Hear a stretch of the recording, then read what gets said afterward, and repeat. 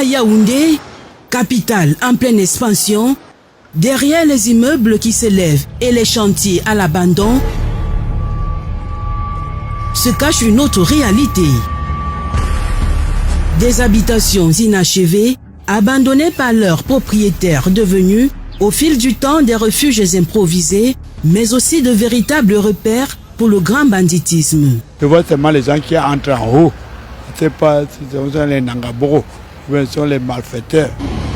Ces maisons, visibles à presque chaque carrefour, posent aujourd'hui un sérieux problème de sécurité et de salubrité publique. Au quartier Simoyon, dans le 6e arrondissement, la maison inachevée des Titus Edouard, laissée à l'abandon, illustre cette dérive. Je suis né ici à Simoyon et grandi, j'ai couvert cette maison. Et je suis sûr que même mes propres enfants vont grandir, vont couvrir toute cette maison comme ça.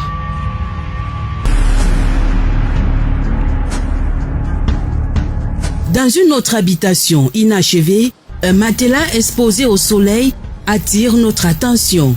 Imbibé d'urine, il témoigne d'une occupation prolongée. Ici vivent des ressortissants du Grand Nord, parfois des réfugiés. Pour eux, ces maisons sont un ultime refuge, un abri face à la précarité. Dans le temps, on n'habitait pas là-bas, il n'y avait pas de gens. Mais là, maintenant, il y a eu des gens qui ont aménagé. C'est là les salons, non? Ça, c'est les salons ici.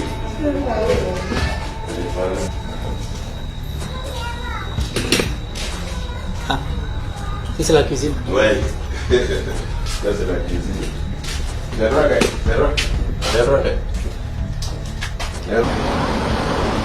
Un peu plus loin, au carrefour Paquita, un immeuble imposant attire l'attention. Pour les riverains, ce lieu, comme tant d'autres, est devenu synonyme d'insécurité.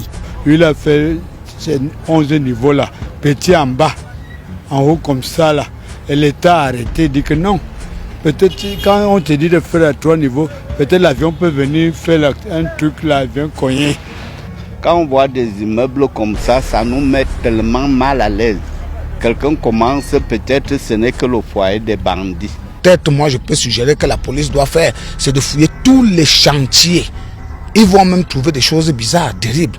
Tous les chantiers non achevés, on dit qu'il y a un gardien. On fouille ça, je vous dis la vérité, vous allez trouver des choses terribles là-bas. Dans l'imaginaire collectif, certaines de ces habitations sont qualifiées de maisons hantées, une croyance populaire qui contribue à accélérer leur abandon. Ce sont les maisons que vraiment on ne comprend pas. Elle entendait des voix dans la maison, les bruits dans la maison, comme s'il y avait des gens du genre, comme tu vois là, les gens ne durent pas dans cette maison. Ce qu'il y a problème, je ne pose plus de questions, je m'éclipse. Ma paix est bien. Pour les anthropologues rencontrés, cet abandon prolongé s'explique par des facteurs sociaux, économiques et culturels bien identifiés. On peut avoir érigé des constructions dans un site où des gens ont été soit assassinés, soit enterrés d'une manière qui ne leur plaît pas.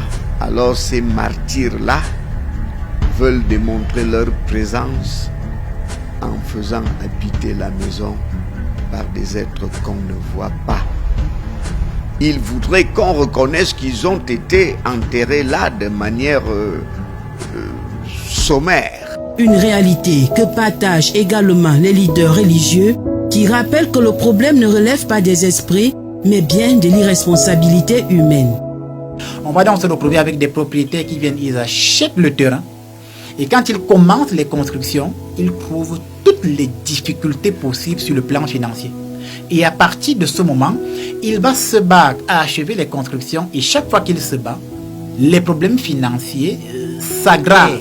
Parce qu'une fois que la terre est envoûtée ou ensorcelée, votre construction soit ne va pas s'achever, soit quand elle s'achèvera, vous n'aurez pas la paix dans ce terrain. C'est la raison pour laquelle certains abandonnent le chantier. Ils viennent s'installer dans une maison inachevée et après les enfants commencent à décéder de manière inexpliquée ou les membres de sa propre famille parce qu'on n'a pas désensorcelé la terre. Face à la prolifération de ces maisons inachevées, L'État tente d'agir, mais sur le terrain, le phénomène progresse plus vite que les réponses apportées. Il sera très difficile pour le maire de la ville de prendre un acte pour aller démolir un bâtiment. Oui, j'entends souvent dire les bâtiments sont abandonnés, les bâtiments menacent ruine, les bâtiments... Oui, donc les bâtiments abandonnés peuvent faire l'objet de rénovation. C'est possible, restructuration, rénovation, on peut le faire. Mais maintenant, le maire de la ville ne peut pas s'élever par lui-même et aller et dire je vais faire. Si le maire de la ville ose, vous allez voir peut-être ces familles s'élever et porter plainte, commencer à aller dans tous les sens. À Yaoundé, les maisons abandonnées ne sont plus un simple décor urbain, elles sont le symbole d'un vide social, sécuritaire et administratif. Faut-il démolir, régulariser, sécuriser ou réhabiliter? Une chose est sûre, tant que ces bâtiments resteront hors de tout contrôle, ils continueront d'alimenter les zones d'ombre au cœur de la ville.